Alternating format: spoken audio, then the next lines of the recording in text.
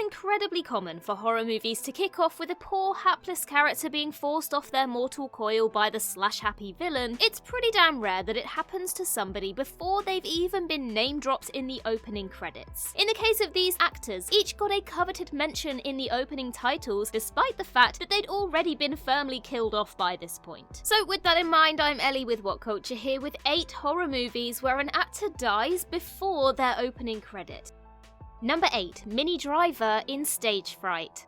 Despite being one of the few name actors plastered over the marketing for 2014's musical slasher Stage Fright, the great Minnie Driver ends up ducking out of the movie within a mere 5 minutes. Driver plays diva Broadway singer Kylie Swanson, who, following a performance of the Phantom of the Opera-esque stage show The Haunting of the Opera, is brutally stabbed to death backstage by a masked killer resembling the play's antagonist, Opera Ghost. To rub salt in the wound, she's also murdered in the vicinity of her 2 young children, who then become the movie's main characters thereafter. Our final parting glimpse of Driver is with a knife sticking out of her mouth before the title card flashes up, the story jumps forward 10 years, and the opening credits start rolling. The final 2 names among the roll call? Driver, who gets the illustrious With credit, and her similarly famous co-star Meatloaf. Unlike Driver though, he actually makes it past the first scene, close to the end in fact.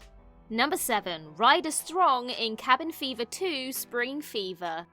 Cabin Fever 2 Spring Fever picks up shortly after the events of the first film, with barely alive sole survivor Paul dragging himself out of a lake contaminated with a flesh-eating virus. As such, Paul's flesh is melting off his face and body as he claws his way to dry land. And after running through the nearby forest, his skin shedding off on the surrounding branches, he finally makes it out onto a road. A school bus approaches in the distance, and despite Paul standing gingerly in the road in broad daylight, the driver makes no attempt whatsoever to avoid him, consequently colliding with Paul and instantly obliterating him into bloody chunks, RoboCop style. Despite his screen time amounting to a hilariously grand total of 90 seconds, Strong still gets rather generously name-dropped in the sequel's animated opening credits. Better still, he actually receives first billing alongside the rest of the cast who, actually show up for more than a single scene.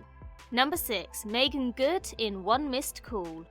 One Missed Call is in no way a good movie, and certainly not a good remake of the already unremarkable 2003 Japanese original, but it at least kicks off with a brief scene featuring the lovely Meagan Good. Good plays undergraduate Shelley, who after seeing her cat meow near her pond quite naturally goes to investigate, only to be pulled into the pond by a hand and drowned. And to make it all even crueler, and if we're being honest, funnier, Shelley's cat is then dragged in and drowned along with her. The scene certainly doesn't do anything to take advantage of Good's natural charisma or acting talents, but still provides a perverse chuckle through its sheer silliness. Immediately after this, the credits sequence begins, with Good receiving an "and" credit at the very end. Not a bad outcome for a scene that looks like it demanded a whole 15 minutes of her day in between running errands nearby.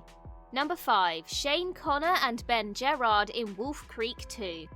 You may not know the names Shane Connor and Ben Gerrard, but they nevertheless made memorable appearances at the start of Wolf Creek 2 as Aussie Highway Patrol officers Gary Bulmer and Brian O'Connor. The pair are prominently featured in the slasher sequel's 12-minute opening sequence, parked up on a remote outback highway and scanning for speeding motorists. They eventually stop serial killer Mick Taylor for speeding, and after a tense confrontation send him on his way with a speeding ticket and a stern warning. But as the cops drive off and mock Taylor to themselves, O'Connor's head is suddenly exploded into a bloody mist by one of Taylor's rifle bullets, and given that O'Connor was also driving the car, it suddenly crashes to a stop. At this point, Taylor catches up to the car and finds a wounded Bulmer crawling out of the wreckage. He then stabs him in the spine, throws him back in the car, douses him with petrol, and sets the whole thing alight, leaving Bulmer to burn to death. Despite being killed off before the movie proper even starts and hardly being name actors, the duo get 5th and 6th billing on the following opening credit sequence.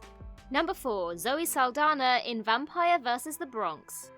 Netflix's amusing horror satire Vampires vs. the Bronx kicks off with apparent protagonist Vivian getting her nails done at a Dominican nail salon owned by Becky. Becky reveals to Vivian that she is imminently selling her business to a real estate group, and at that moment, the broker, Frank, for the real estate group enters the establishment to finalize the deal and sign the relevant contracts. Amid small talk, Becky mentions that she doesn't have a husband or partner, at which point Frank's mood changes. Just as the contract is signed, a vampire appears behind Becky and kills her. Despite her screen time being less than 2 minutes, Saldana gets an "and" recognition at the end of the credits roll call. It's never been stated precisely how the low-budget production roped in the Avatar actress for the scene, though going by her minimal screen time and the single location shoot, it was probably shot in an evening at absolute most.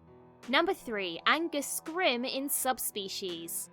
Angus Scrimm is of course best known for playing the Tall Man in the cult fave Phantasm franchise, but he also made a fleeting appearance in the first entry into the straight-to-video vampire series Subspecies. In 1991 Subspecies, Scrimm is literally the first character the audience meets, who is soon enough approached by his vampiric son, who wishes to acquire the Bloodstone from his father, a stone which allegedly drips the blood of saints by any means necessary, prompting him to attempt to destroy his wayward child. His effort is unsuccessful though, and his son eventually gets the better of his old man, stabbing him to death. Immediately afterwards, the film's opening titles play out, with Scrimm getting, you guessed it, the coveted "and" credit too. But given that Scrimm was the only name actor among the cast, can you really blame the filmmakers at all for riding those juicy Phantasm coattails? It's just smart business sense at that point. Number 2. Maya Hawke in Fear Street Part 1, 1994. The first entry into Netflix's Fear Street trilogy kicks off with an obvious homage to the SCRIMM franchise, whereby a top-billed actress of note gets unexpectedly killed off in the very opening scene. Nodding to Drew Barrymore's surprise demise in the first Scream, Stranger Things star Maya Hawke is introduced as apparent protagonist Heather Watkins. After closing up the mall bookstore where she works, Heather is attacked by a masked assailant, who at the end of a protracted chase fatally stabs her through the chest before himself being shot through the head by a cop. The image of Heather's lifeless face even segues directly into the snazzy opening titles, where Hawke receives joint 7th billing among the ensemble cast. While Hawke's suddenly curtailed appearance was clearly tipping its hat to Scream, it also went one step further by actually crediting Hawke in the titles, whereas Scream traditionally hasn't featured any opening credits beyond flashing up each movie's title. Number 1. Jean Marsh in The Changeling. 1980s cult supernatural horror film The Changeling begins with an absolutely dread-soaked sequence in which protagonist John Russell is having car trouble while driving with his wife Joanna and daughter Kathy. What's at first a fun inconvenience as the trio push their broken-down car through the snow quickly turns nightmarish when John goes to a payphone to call for assistance and his wife and daughter are suddenly killed in a freak car accident. Despite Jean Marsh appearing on screen for scarcely more than a minute and saying a small handful of lines, she's still given prominent "and" billing at the end of the credits, in a notably larger font than most of her co-stars no less. All the same, Marsh is one of the Changeling's most recognisable cast members, so it at least makes some semblance of sense. Plus, her character's death at least motivates the entire rest of the movie, as John is haunted by a paranormal presence while attempting to move on with his life. And that's everything for this list. Let us know your thoughts in the comments down below, and while you're there, don't forget to like and subscribe and tap that notification bell. Also, head over to Twitter and follow us there, and I can be found across various social medias just by searching Ellie Littlechild. I've been Ellie with What Culture. I hope you have a magical day, and I'll see you real soon.